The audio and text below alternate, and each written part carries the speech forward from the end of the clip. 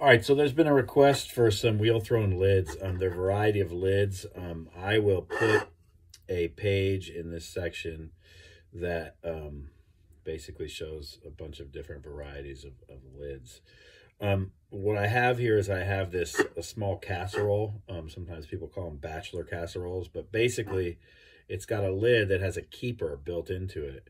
The nice thing about this is that if you have it in the oven, of course, any of the stuff that evaporates will then drop down off of this lip and go back in here.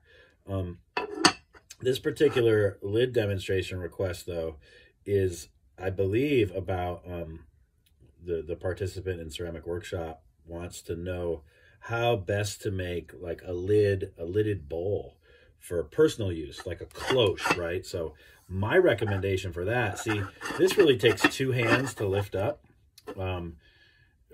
If I was making something for more personal use, sometimes I like the availability to hold it with one hand. So I would actually make it like this. Now, it's not going to look like this, obviously, but what I'm saying is I would throw the lower portion with some sort of gallery or keeper system, and the upper portion would simply be an upside down bowl, probably with the foot trimmed a little different so it can function more like a knob.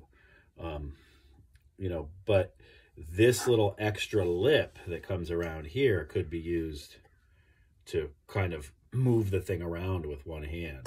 Obviously, probably something for personal use would be smaller than this. But again, this way you have to get way underneath it to hold it with one hand. The thing with a bowl that has a cloche on it is a lot of times it's about the presentation. So you may want to set it down and then, open this thing up for somebody. Having one hand underneath it, or it just becomes clumsy. So my recommendation would be to thus make the personal size bowl have some sort of lid system on it, and then simply throw a very simple upside down bowl to become the cloche or the lid. So you can see here I've centered some clay and I've kind of worked it up, and I've left a nice thick wide portion here up at the top. It's probably a good lip to grab.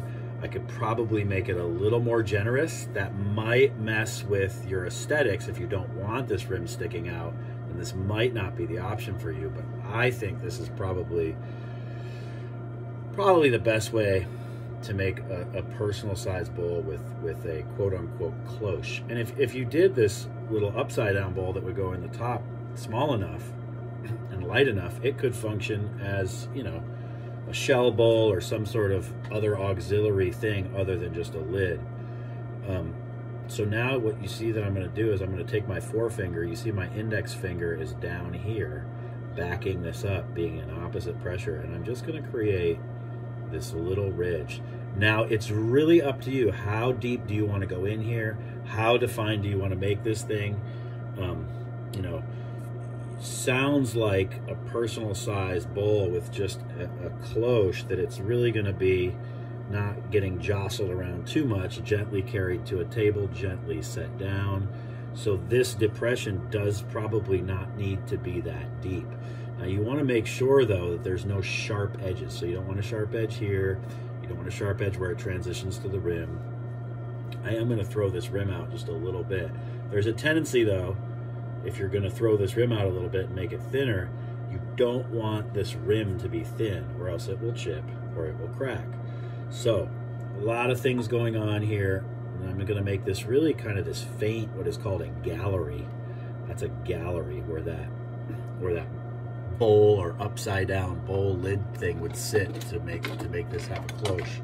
And then the last thing I'm going to do while it's still on the wheel is I'm going to take a quick measurement of that inside dimension. Clean it up one more time and take a final measurement.